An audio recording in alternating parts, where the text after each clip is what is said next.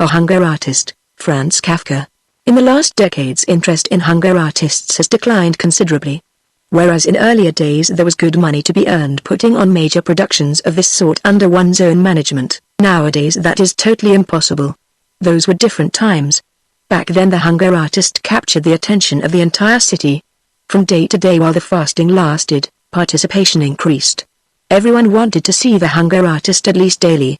During the final days there were people with subscription tickets who sat all day in front of the small barred cage. And there were even viewing hours at night, their impact heightened by torchlight. On fine days the cage was dragged out into the open air, and then the hunger artist was put on display particularly for the children. While for grown-ups the hunger artist was often merely a joke, something they participated in because it was fashionable. The children looked on amazed, their mouths open, holding each other's hands for safety, as he sat there on scattered straw, spurning a chair, in a black tights, looking pale, with his ribs sticking out prominently, sometimes nodding politely, answering questions with a forced smile, even sticking his arm out through the bars to let people feel how emaciated he was, but then completely sinking back into himself, so that he paid no attention to anything, not even to what was so important to him, the striking of the clock, which was the single furnishing in the cage, merely looking out in front of him with his eyes almost shut and now and then sipping from a tiny glass of water to moisten his lips. Apart from the changing groups of spectators there were also constant observers chosen by the public. Strangely enough they were usually butchers, who, always 3 at a time, were given the task of observing the hunger artist day and night, so that he didn't get something to eat in some secret manner. It was, however, merely a formality, introduced to reassure masses, for those who understood knew well enough that during the period of fasting the hunger artist would never, under any circumstances, have eaten the slightest thing, not even if compelled by force. The honor of his art forbade it. Naturally, none of the watchers understood that. Sometimes there were nightly groups of watchers who carried out their vigil very laxly, deliberately sitting together in a distant corner and putting all their attention into playing cards there, clearly intending to allow the hunger artist a small refreshment, which, according to their way of thinking, he could get from some secret supplies. Nothing was more excruciating to the hunger artist than such watchers. They depressed him. They made his fasting terribly difficult. Sometimes he overcame his weakness and sang during the time they were observing, for as long as he could keep it up, to show people how unjust their suspicions about him were. But that was little help. For then they just wondered among themselves about his skill at being able to eat even while singing. He much preferred the observers who sat down right against the bars and, not satisfied with the dim backlighting of the room, illuminated him with electric flashlights. The glaring light didn't bother him in the slightest. Generally he couldn't sleep at all, and he could always doze under any lighting and at any hour, even in an overcrowded, noisy auditorium. With such observers, he was very happily prepared to spend the entire night without sleeping. He was very pleased to joke with them, to recount stories from his nomadic life and then, in turn, to listen their stories, doing everything just to keep them awake, so that he could keep showing them once again that he had nothing to eat in his cage and that he was fasting as none of them could. He was happiest, however, when morning came and a lavish breakfast was brought for them at his own expense, on which they hurled themselves with the appetite of healthy men after a hard night's work without sleep. True, there were still people who wanted to see in this breakfast an unfair means of influencing the observers, but that was going too far, and if they were asked whether they wanted to undertake the observers' night shift for its own sake, without the breakfast, they excused themselves. But nonetheless they stood by their suspicions. However, it was, in general, part of fasting that these doubts were inextricably associated with it. For, in fact, no one was in a position to spend time watching the hunger artist every day and night, so no one could know, on the basis of his own observation, whether this was a case of truly uninterrupted, flawless fasting. The hunger artist himself was the only one who could know that and, at the same time, the only spectator capable of being completely satisfied with his own fasting. But the reason he was never satisfied was something different. Perhaps it was not fasting at all which made him so very emaciated that many people, to their own regret, had to stay away from his performance, because they couldn't bear to look at him. For he was also so skeletal out of dissatisfaction with himself, because he alone knew something that even initiates didn't know, how easy it was to fast. It was the easiest thing in the world. About this he did not remain silent, but people did not believe him. At best they thought he was being modest. Most of them, however, believed he was a publicity seeker or a total swindler, for whom, at all events, fasting was easy. because he understood how to make it easy, and then had the nerve to half admit it. He had to accept all that. Over the years he had become accustomed to it. But this dissatisfaction kept gnawing at his insides all the time and never yet, and this one had to say to his credit, had he left the cage of his own free will after any period of fasting. The impresario had set the maximum length of time for the fast at 40 days. He would never allow the fasting go on beyond that point, not even in the cosmopolitan cities. And, in fact, he had a good reason. Experience had shown that for about 40 days one could increasingly whip up a city's interest by gradually increasing advertising, but that then the people turned away, one could demonstrate a significant decline in popularity. In this respect, there were, of course, small differences among different towns and among different countries, but as a rule it was true that 40 days was the maximum length of time. So then on the 40th day the door of the cage, which was covered with flowers, was opened, an enthusiastic audience filled the amphitheater, a military band played, 2 doctors entered the cage, in order to take the necessary measurements of the hunger artist. The results were announced to the auditorium through a megaphone, and finally 2 young ladies arrived, happy about the fact that they were the ones who had just been selected by lot, seeking to lead the hunger artist down a couple of steps out of the cage, where on a small table a carefully chosen hospital meal was laid out. And at this moment the hunger artist always fought back. Of course, he still freely laid his bony arms in the helpful outstretched hands of the ladies bending over him, but he did not want to stand up. Why stop right now after 40 days? He could have kept going for even longer, for an unlimited length of time. Why stop right now, when he was in his best form, indeed, not yet even in his best fasting form? Why did people want to rob him of the fame of fasting longer, not just so that he could become the greatest hunger artist of all time, which he probably was already, but also so that he could surpass himself in some unimaginable way, for he felt there were no limits to his capacity for fasting? Why did this crowd, which pretended to admire him so much, have so little patience with him? If he kept going and kept fasting longer, why would they not tolerate it? Then, too, he was tired and felt good sitting in the straw. Now he was supposed to stand up straight and tall and go to eat, something which, when he just imagined it, made him feel nauseous right away. With great difficulty he repressed mentioning this only out of consideration for the women.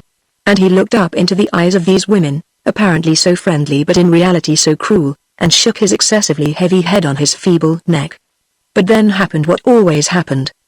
The impresario came and in silence, the music made talking impossible, raised his arms over the hunger artist, as if inviting heaven to look upon its work here on the straw, this unfortunate martyr, something the hunger artist certainly was, only in a completely different sense, then grabbed the hunger artist around his thin waist, in the process wanting with his exaggerated caution to make people believe that here he had to deal with something fragile, and handed him over, not without secretly shaking him a little, so that the hunger artist's legs and upper body swung back and forth uncontrollably, to the women, who had in the meantime turned as pale as death.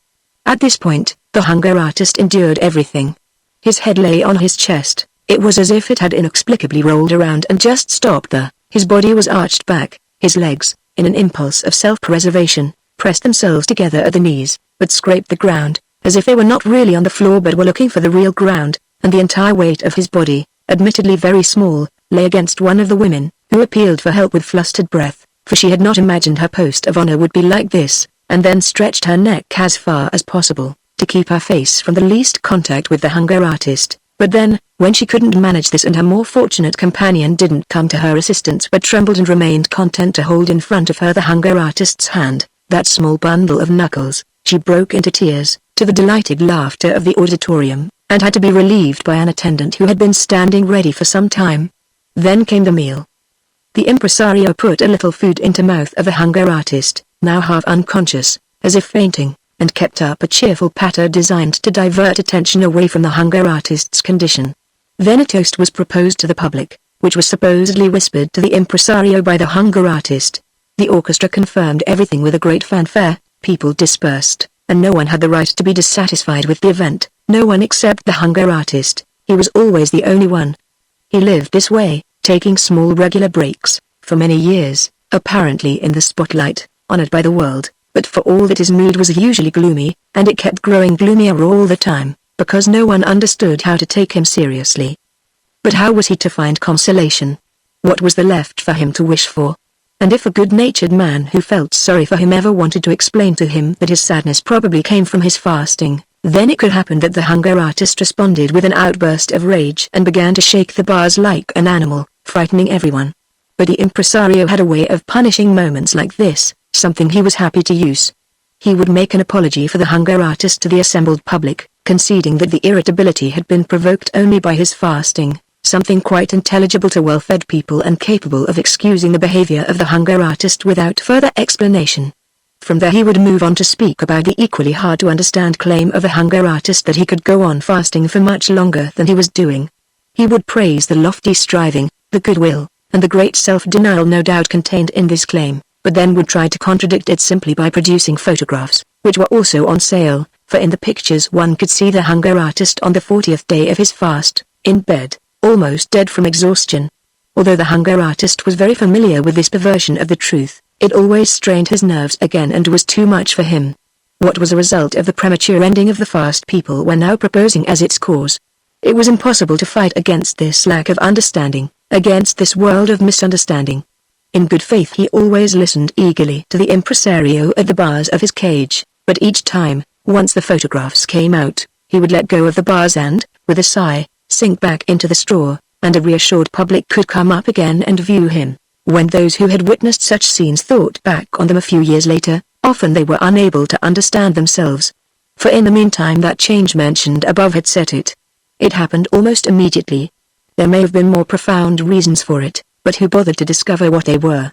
At any rate, one day the pampered hunger artist saw himself abandoned by the crowd of pleasure seekers, who preferred to stream to other attractions. The impresario chased around half of Europe one more time with him, to see whether he could still rediscover the old interest here and there. It was all futile. It was as if a secret agreement against the fasting performances had developed everywhere. Naturally, it couldn't really have happened all at once, and people later remembered some things which in the days of intoxicating success they hadn't paid sufficient attention to, some inadequately suppressed indications, but now it was too late to do anything to counter them. Of course, it was certain that the popularity of fasting would return once more someday, but for those now alive that was no consolation. What was the hunger artist to do now? A man whom thousands of people had cheered on could not display himself in show booths at small fun fairs. The hunger artist was not only too old to take up a different profession, but was fanatically devoted to fasting more than anything else. So he said farewell to the impresario, an incomparable companion on his life's road, and let himself be hired by a large circus. In order to spare his own feelings, he didn't even look at the terms of his contract at all. A large circus with its huge number of men, animals, and gimmicks, which are constantly being let go and replenished, can use anyone at any time, even a hunger artist. Provided, of course, his demands are modest. Moreover, in this particular case it was not only the hunger artist himself who was engaged, but also his old and famous name. In fact, given the characteristic nature of his art, which was not diminished by his advancing age, one could never claim that a worn-out artist, who no longer stood at the pinnacle of his ability, wanted to escape to a quiet position in the circus. On the contrary, the hunger artist declared that he could fast just as well as in earlier times, something that was entirely credible. Indeed, he even affirmed that if people would let him do what he wanted, and he was promised this without further ado, he would really now legitimately amaze the world for the first time, an assertion which, however, given the mood of the time, which the hunger artist in his enthusiasm easily overlooked, only brought smiles from the experts. However, basically the hunger artist had not forgotten his sense of the way things really were, and he took it as self-evident that people would not set him and his cage up as the star attraction somewhere in the middle of the arena, but would move him outside in some other readily accessible spot near the animal stalls. Huge brightly painted signs surrounded the cage and announced what there was to look at there.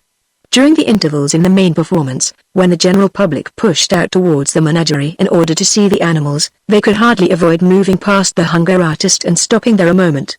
They would perhaps have remained with him longer, if those pushing up behind them in the narrow passageway, who did not understand this pause on the way to the animal stalls they wanted to see, had not made a longer peaceful observation impossible. This was also the reason why the hunger artist began to tremble at these visiting hours, which he naturally used to long for as the main purpose of his life. In the early days he could hardly wait for the pauses in the performances.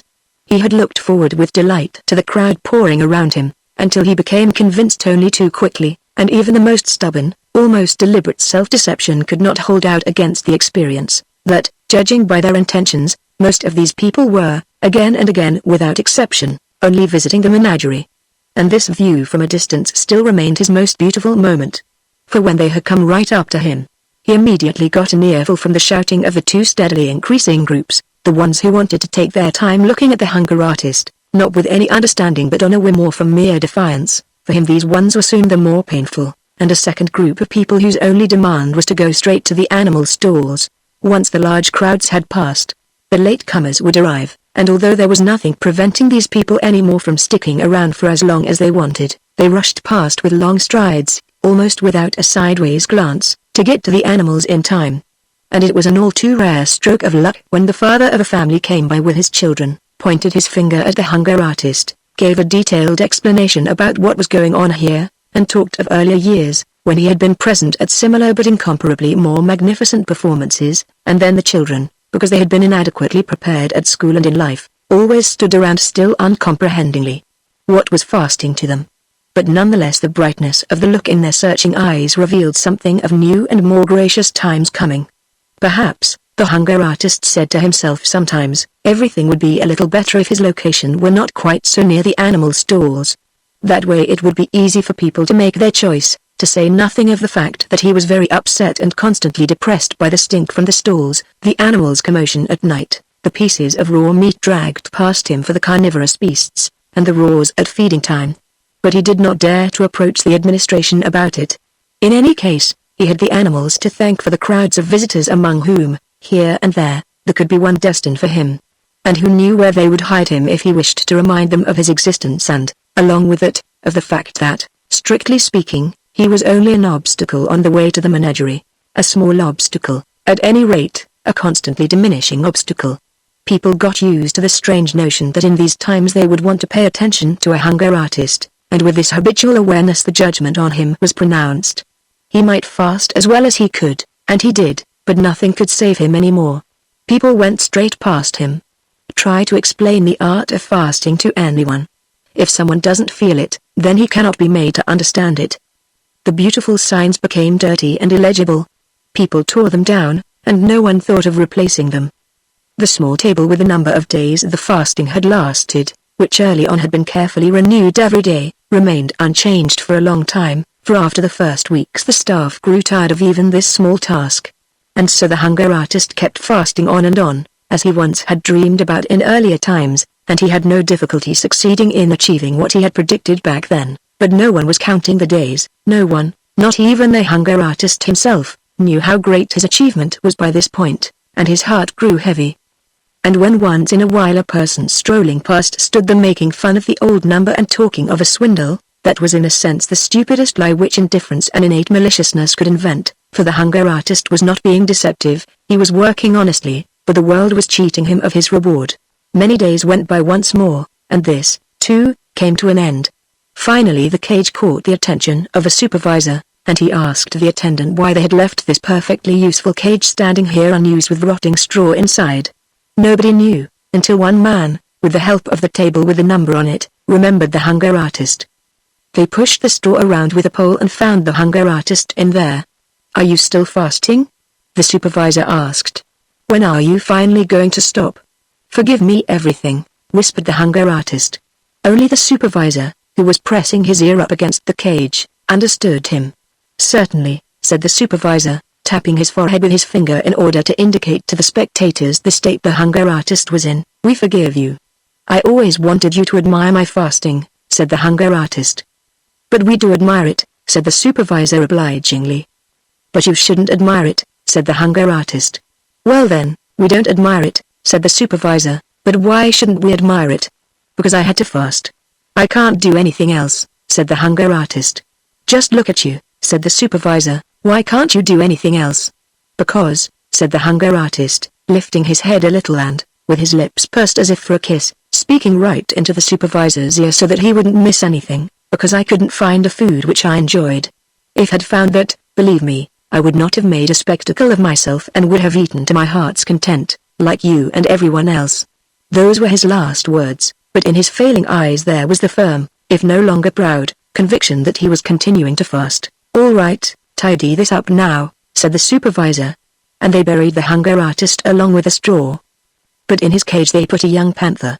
Even for a person with the dullest mind it was clearly refreshing to see this wild animal throwing itself around in this cage, which had been dreary for such a long time. It lacked nothing. Without thinking about it for any length of time, the guards brought the animal food. It enjoyed the taste and never seemed to miss its freedom. This noble body, equipped with everything necessary, almost to the point of bursting, also appeared to carry freedom around with it. That seemed to be located somewhere or other in its teeth, and its joy in living came with such strong passion from its throat that it was not easy for spectators to keep watching. But they controlled themselves, kept pressing around the cage, and had no desire to move on.